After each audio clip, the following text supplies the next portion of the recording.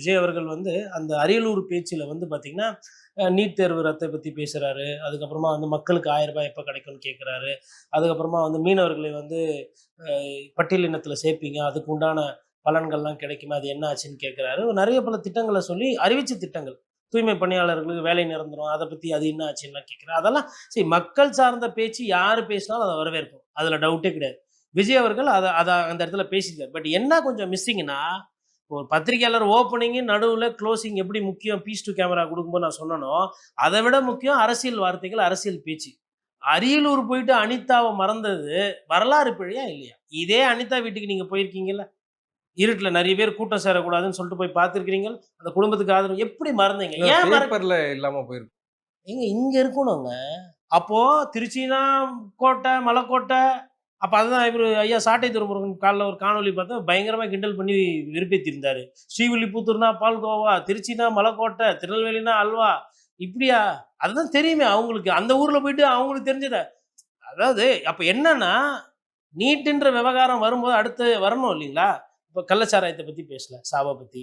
அதுக்கப்புறம் பரந்தூர மறந்துட்டீங்க. ஏன் அப்ப பரந்தூர் அங்க ஏன் பேசிட்டு திருச்சி விவசாய நிலம்.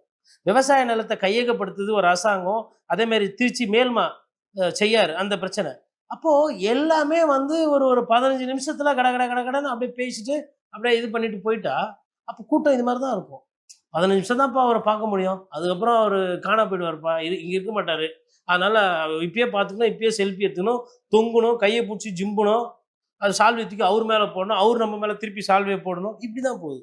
அங்க கருத்து பரிமாற்றமோ, எண்ணோட்டமோ, இல்ல அந்த அரசியல் புரிதலை பற்றிக்கொண்டு அவர்கள் போய் வாக்காளர்கள்கிட்ட சந்தித்து, நீங்க வந்து தாவேகாக்கு ஓட்டு போடுங்க அப்படின்ற அந்த பிரச்சாரத்தை முன்னெடுத்துறதுன்றது இல்ல. இது வந்து ஒரு ஒரு குளோரிஃபைடு ஷூட்டிங் சினிமா மாரி தானே போய் நிக்குது. இல்ல ஒரு டஃப் காம்படிஷனா இருக்க போறாரா? இல்ல ஒரு ஸ்பாய்லரா இருக்க போறாரா? இல்ல அவரு வந்து கண்டிப்பா வந்து பெருவாரியா ஸ்பாய்லரா இருப்பாரு. ஒரு சில தொகுதியில டஃப் காம்படிட்டரா மாத்துவாங்க. இப்போ ஃபார் எக்ஸாம்பிள் விஜய் கூட்டணி ஒண்ணு அமைச்சு, அதுல ஒரு சிலர் போய் சேர்றாங்கன்னு வச்சுக்கோங்களேன். அது வந்து ஒரு ஒரு 20, 30 தொகுதியில வந்து ஒரு 2வது இடத்துக்கோ, 3வது இடத்துக்கோ போட்டி போடுவாங்க. ஆனா அவ்வளவுதான். 234 நான் சொல்றது 20லேருந்து 30.